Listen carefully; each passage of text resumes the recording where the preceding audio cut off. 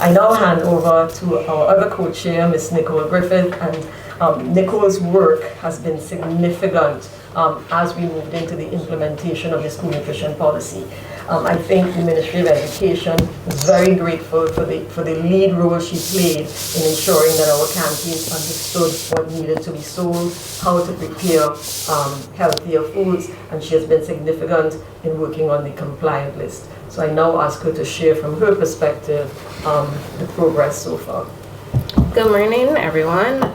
So I'll be covering mostly stakeholder engagement. And so first off, the first stakeholder that we had to look at when we were coming into the year would have been the persons who would have been selling directly to students. And that would have been canteens, that would have been the concessionaires, that would have been vendors, even though they're not held to the same standard right now because we don't have the vending bill as yet.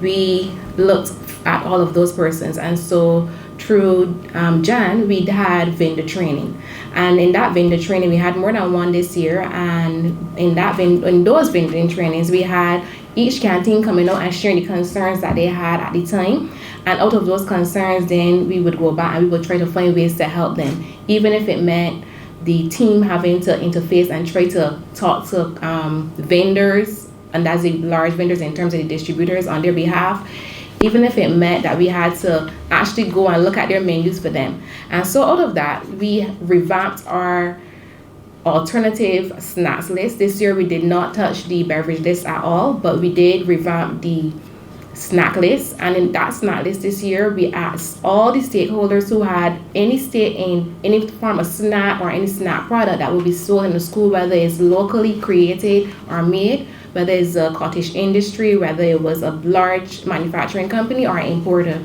They had the opportunity through our advertisements to interface with us through our page or through our emails. And they could also have called us as well. So based on that, we would have asked them to compile all of the items that they felt as though would have met our criterias, and off of that, then we created our models based on what we wanted as the guidelines. And when I say we, what was identified between the Ministry of Health, the Ministry of Education, and Heart&Stroke Foundation as the best possible phase criteria for this year. And out of that, we were able to get a number of companies who were already on the list. They would have seen what the progress was looking like from our last list, and so some of them started to bring in newer products, which would then phase out the older products that they had, or to just have those particular items being sold in schools. And so out of that, we were able to get some new companies. We also got some cottage industry companies, which is little small persons who would have sell like little Kool-Aids they made or little snacks that they would have made on hand. They then started testing, and so out of that testing, then we got some new local persons to be able to have their own nutritional facts so that they can be held to the same standard as some of the larger companies and be able to be on the same playing field with them as well. And so in training as well, we this year figured that person's major issue was being able to have standardized recipes. And so we created some standard recipes that we would have seen across the board in canteens. And we would have given them, I think it's about 6 or 7 of those that they could work off of for now. And then we will build on those as time goes by. So we were able to give them some standardized recipes that would help them in building out their menus in a healthier way.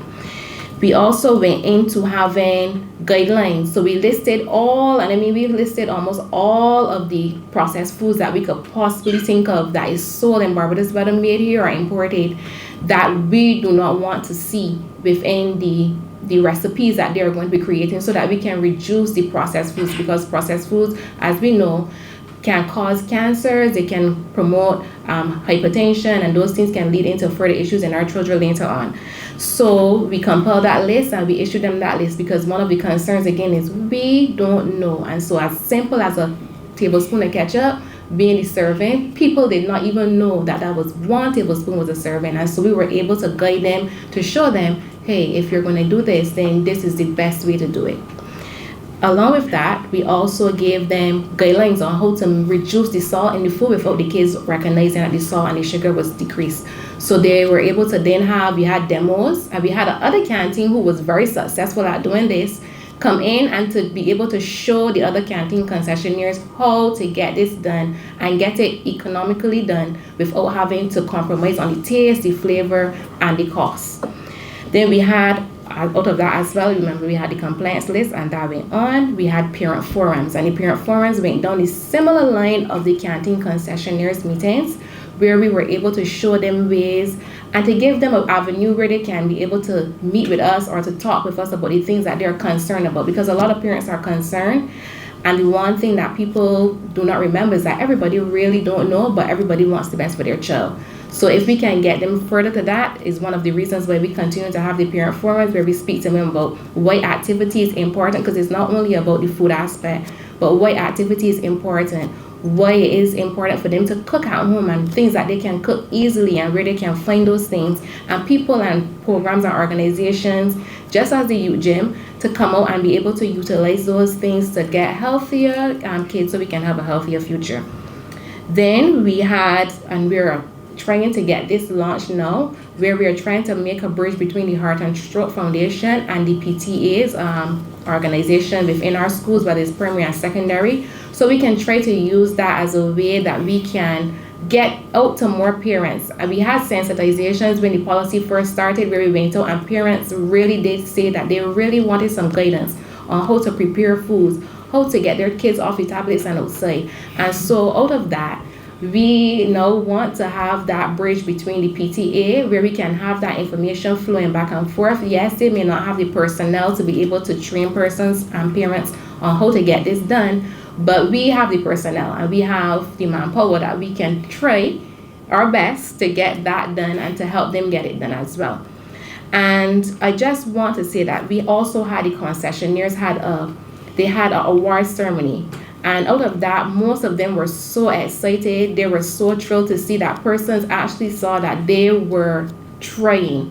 It is very hard for them because most of them, this is their livelihood. And so hearing that they can't sell the most profitable thing ever, which is a sugar sweetened beverage, the profits on that are through the roof. And that is where most of the money is made in canteens. And for them not to be able to sell those things and actually stick to it and sell the products that they were supposed to sell, we at the Heart&Stroke Foundation and Barbados Childhood Obesity Coalition felt as though, and the Ministry of Education and Ministry of Health, that they should be rewarded for it, and they were very happy that somebody saw that they were putting in the effort. And out of that, we were able to, we are hoping that if we can have those small businesses who have a lot to lose because that is their bread and that is their butter for their families, we can have larger companies who have more capital and more manpower to be able to come out and to also get on board with helping us carry the policy on, and so that we can have a healthier nation. Because really, if we don't have any people left, we'll have nobody to buy our products. So that will be one of the key things. So we are very heartened that the stakeholder engagement from large and small was very good for the last year. And we have large companies who continue to message us, continue to email us about products that they're tentatively wanting to import or make or to transform into something else, and to see if it would fit what we are going forward with in the future as we go into the other phases of the policy. So we are very heartened by the small business support, given that they have a lot to lose, and we hope that we can get that same level of support from our larger companies, so that we can continue to grow as it relates to this policy. Thank you. Thank you very much, Nicole. And I think the critical point, as Nicole and the team have worked with various stakeholders, is that this work is possible. It may seem difficult, but it is possible if there's collaboration across the board. And that's what we are encouraging, that the government works with civil society, who then can help to work with the various stakeholders, and we can, for the sake of our children, actually make this all happen in terms of a healthier school environment.